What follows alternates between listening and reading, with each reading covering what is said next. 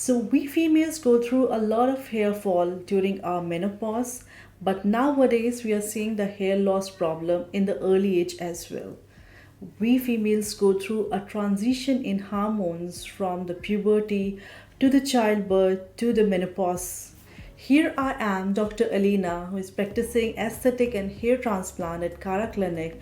I'm going to discuss a hair loss problem in females. Generally, I consult a female with a complaint like there is a decrease in the volume in my ponytail, or with the gradual time, I am finding that my hairs are becoming more thinner.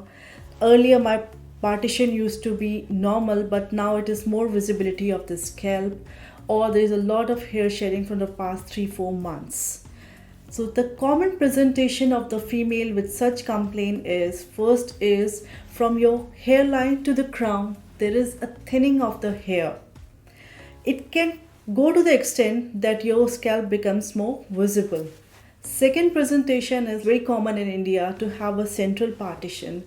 The partition becomes more prominent. There is a more gap in the partition and it is in an irregular manner that it gives a Christmas tree pattern. And the third presentation is that there is a recession of the temporal sides. Just like a male pattern hair loss or the baldness, it can be accompanied with the hairline receding. So these are the common presentation. Let me tell you one thing. We have two kind of hairs on our scalp. One is a terminal hair. Those hairs are long, thicker and more pigmented. And another one is a vellus hair. These are short, very thin and lesser pigmented. So as we age or there is an influence of external factors or the hormonal factors, these hairs go from terminal hair to the vellus hair. When more than 50% of the hairs are turned into the vellus hair, means thinner hair, we see the visible change in our hairs.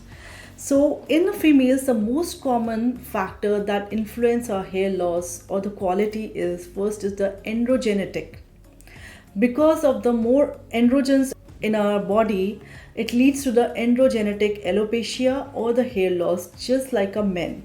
And the second is the free testosterone that is converted into DHT that also leads to the miniaturization or the thinning of the hair. The third is the estrogens. We are blessed when the estrogen levels are high, but when we achieve our menopause age, these estrogen levels go down and the thinning starts happening. Fourth is the insulin resistance. We see PCOD, it has become very common. That also leads to the hirsutism, hairs on our face and the lesser hair on our scalp. And prolactin, sometimes the prolactin levels are high. We need to get them checked because it also somehow hampers the growth of the hair. And the thyroid, if you're a hyperthyroid, indirectly it stimulates the prolactin and also leads to this miniaturization and decrease the growth of the hair. So there are other trigger factors like stress, environmental changes or illness also affects and trigger these problems. Another thing is the telogen effluvium. Like there is a time from 3 to 4 months, like patient complains that there's a lot of hair shedding. It's more than, like if we count, like be 200 or 300, and from the past 3 4 months it's happening. We need to consult the doctor regarding this also.